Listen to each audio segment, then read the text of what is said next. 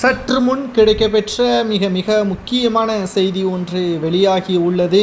திமுகவின் நிர்வாகிகள் தற்பொழுது நீதிபதியை மிரட்டியதாகவும் வீடுகளுக்கு சென்று கல்லை விட்டு எரிந்ததாகவும் தற்பொழுது நீதிபதி புகார் ஒன்றை காவல்துறை அதிகாரிகளிடம் கொடுத்துள்ளார். அதாவது சிவகங்கையில் ஏற்பட்டுள்ள அஜித்குமார் அவர்களது நிலைமை பற்றி நீதிமன்றம் மிக மிக கண்டனத்தை தமிழக அரசின் மீது முன்வைத்தது. தமிழகத்தின் குடிமகனை இழந்துவிட்டது திமுக அரசு என்றும் நீதிபதி நேரடியாகவே ஸ்டாலினை தாக்கி பேசியிருந்தார். குற்றம் சம்பந்தப்பட்ட அதிகாரிகள் மீது நடவடிக்கையும் அவர்களது பட்டியல்களையும் நீதிமன்றத்தில் சமர்ப்பிக்க வேண்டும் என்றும் பாரபட்சம் இல்லாமல் அனைவரது பெயரையும் அந்த பட்டியலில் இடம்பெற வேண்டும் என்றும் நீதிபதி கூறியிருந்தார். இந்த நிலையில்தான் தமிழக அரசிற்கு எதிராகவும் ஸ்டாலினுக்கு எதிராகவும் எப்படி தீர்ப்பை வழங்கலாம் என்று கூறி சில திமுகவின் நிர்வாகிகளும் தொண்டர்களும் நீதிபதியின் வீட்டிற்கு சென்று அடாவடித்தனம் செய்துள்ளனர். புகார் அளித்ததன் பெயரில் 4 நபர்கள் தற்பொழுது கைது செய்யப்பட்டிருப்பதாகவும் தகவல்கள் கிடைக்கப்பெற்றுள்ளது.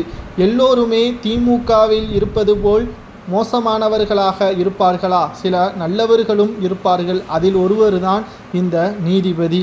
தற்பொழுது மதுரை கிளை சார்ந்த நீதிமன்றத்தில் நீதிபதியாக பணியாற்றக்கூடிய நபருக்கே பாதுகாப்பு மிக மிக குறைவாக இருந்தால் பொதுமக்களது நிலைமை கேள்விக்குறியாகிதான் இருக்கும். 2026 சட்டசபை தேர்தலிலும் திராவிட முன்னேற்ற கழகம் ஆட்சி வேண்டுமா என்பது இதன் மூலமாகவே நம்மால் பார்க்க முடிகிறது. செந்தில் பாலாஜி அவர்களது வழக்கில் நீதிபதி அள்ளி அவர்களுக்கு பல கோடிகளை பேரம் பேசியதையும் நாம் பார்த்திருந்தோம். சில நீதிபதிகள் உண்மையாகத்தான் இருக்கிறார்கள். ஆனால் அவர்களுக்கு பாதுகாப்பு வழங்குவது நமது கடமையாக, மக்களின் கடமையாக தான் இருக்கிறது. நிச்சயம் இந்த வீடியோவிற்கு ஒரு லைக் மற்றும் சப்ஸ்கிரைப் ஷேர் பண்ணுங்க. நீதிபதியை நாம் பாதுகாக்க வேண்டும். கிட்டத்தட்ட உயர் நீதிமன்ற பல நீதிபதிகள் ஆளும் கட்சிக்கு எதிராக தீர்ப்பு வழங்குவதற்கே பயமாகத்தான் இருக்கிறது என்பதை நம்மால் பார்க்கவும் முடிகிறது. வாய்தா என்று மாறிக்கொண்டேதான் இருக்கிறது. கடைசியில் அந்த நீதிபதியும் ஓய்வை பெற்று விடுகிறார்.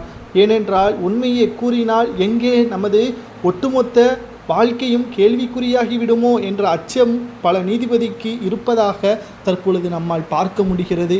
ஆளும் கட்சியின் அதிகாரத்தை பயன்படுத்தி இவ்வாறு செய்வது சரியா? இவ்வாறு செய்யப்படக்கூடிய நிர்வாகிகளுக்கு என்ன தண்டனை வழங்கலாம் என்பதை கமெண்ட் வாயிலாக கூறுங்கள்.